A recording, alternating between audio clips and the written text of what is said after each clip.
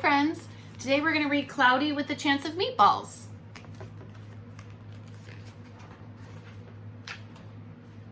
We were all sitting around the big kitchen table. It was Saturday morning. Pancake morning. Mom was squeezing oranges for juice. Henry and I were betting on how many pancakes we each could eat. And Grandpa was doing the flipping.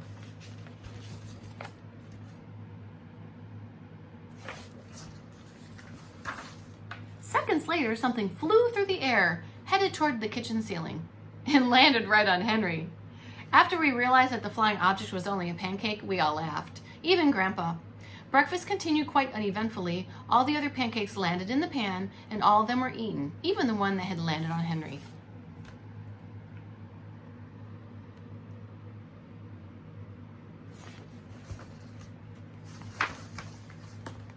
That night, touched off by the pancake incident at breakfast, Grandpa told us the best tall tale bedtime story he'd ever told. Across an ocean, over lots of huge bumpy mountains, across 3 hot deserts and 1 small ocean, there lay the tiny town of Chew and Swallow.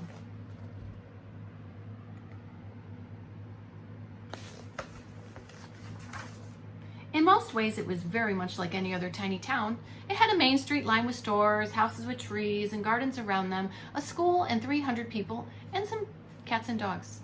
But there was no food stores in the town of Chew and Swallow. They did not need any. The sky supplied all the food they could possibly want.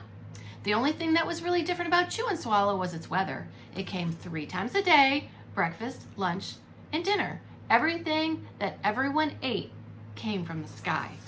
Here's the town.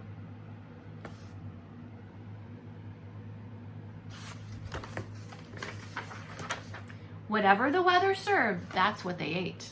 But it never rained rain, it never snowed snow, and it never blew just wind. It rained things like soup and juice. It snowed mashed potatoes and green peas. And sometimes the wind blew in storms of hamburgers.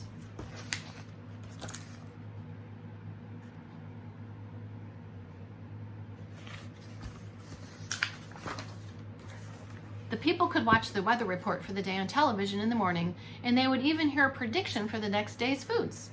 When the townspeople went outside, they carried their plates, cups, glasses, forks, spoons, knives, napkins with them. That way they would always be prepared for any kind of weather. If there were leftovers, and there usually were, the people took them home and put them in the refrigerator in case they got hungry between meals. Here's the weather report saying what's coming. And here it is raining.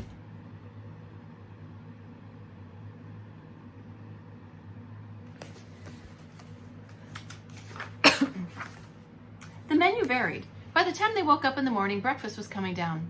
After a few brief shower of orange juice, low clouds of sunny-side-up eggs moved in, followed by pieces of toast, butter and jelly sprinkled down for the toast, and most of the time it rained milk.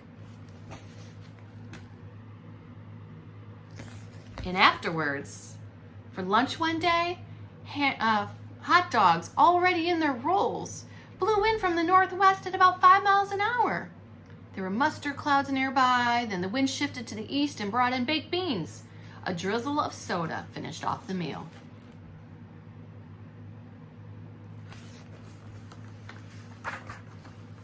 Dinner one night consisted of lamb chops becoming heavy at times with occasional ketchup.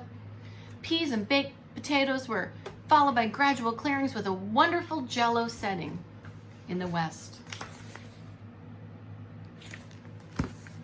The sanitation department, that's the garbage men, of Chew and Swallow had a rather unusual job for a sanitation department. It had to remove the food that fell on the houses and sidewalks and lawns. The workers cleaned things up after every meal and fed all the dogs and cats. Then they emptied some of it into the surrounding oceans for the fish, turtles, whales to eat. The rest of the food was put back in the earth so the soil would be richer for the people's flowers garden.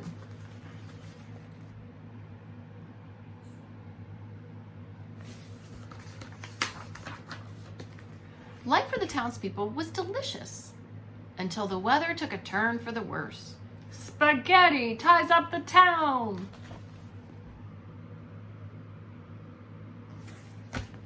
One day, there was nothing but gorgonzola cheese all day long. The next day, there was only overcooked broccoli. The next day, there was Brussels sprouts and peanut butter with mayonnaise. Another day, there was pea soup fog. No one could see where they were going, and they could barely find the rest of the meal. They got stuck in the fog.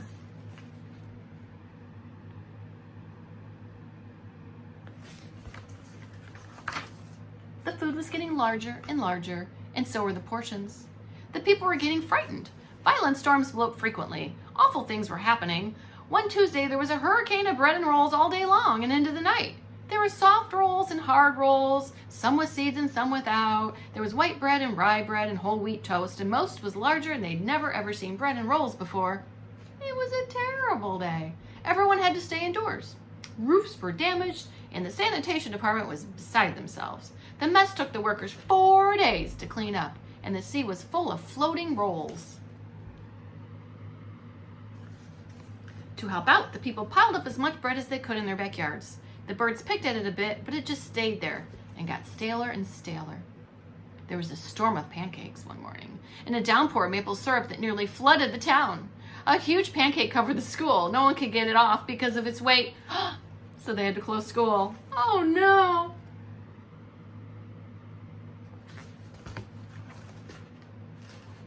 Lunch one day brought 15-inch drifts of ice cream, cheese, and jelly sandwiches.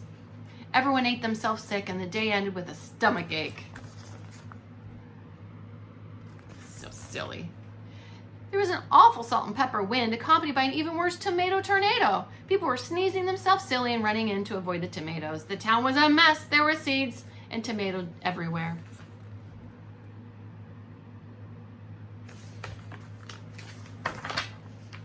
The sanitation department gave up. The job was too big. Everyone feared for their lives. They could not go outside most of the time. Many houses had been damaged by giant meatballs. Stores were boarded up, and there was no more school. So a decision was made to abandon the town of Chew and Swallow. Look at the big donuts, friends.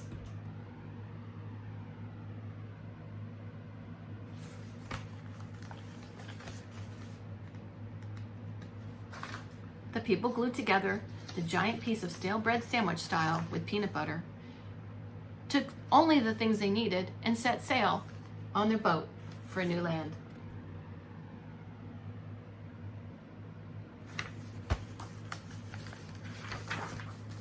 After being afloat for a week, they finally reached the small coastal town which welcomed them. The bread had held up surprisingly well enough for them to build houses for themselves out of it. Look at the houses made of bread. The children began school again, and the adults tried to find places for themselves in the new land. The biggest change they had to make was getting used to buying food at the grocery store. They found it odd the food was kept on shelves, packaged in boxes, cans, and bottles.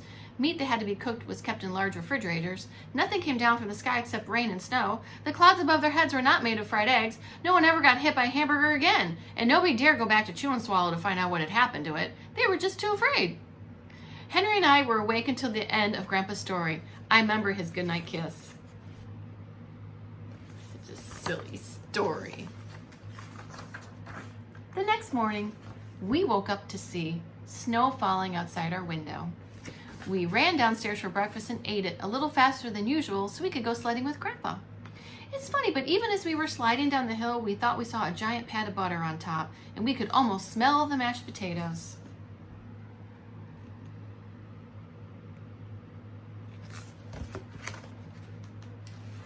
The end. So this is a story about using your imagination, right? Pretending and making things, making up stories, right? That's what this is about. And we all say the end.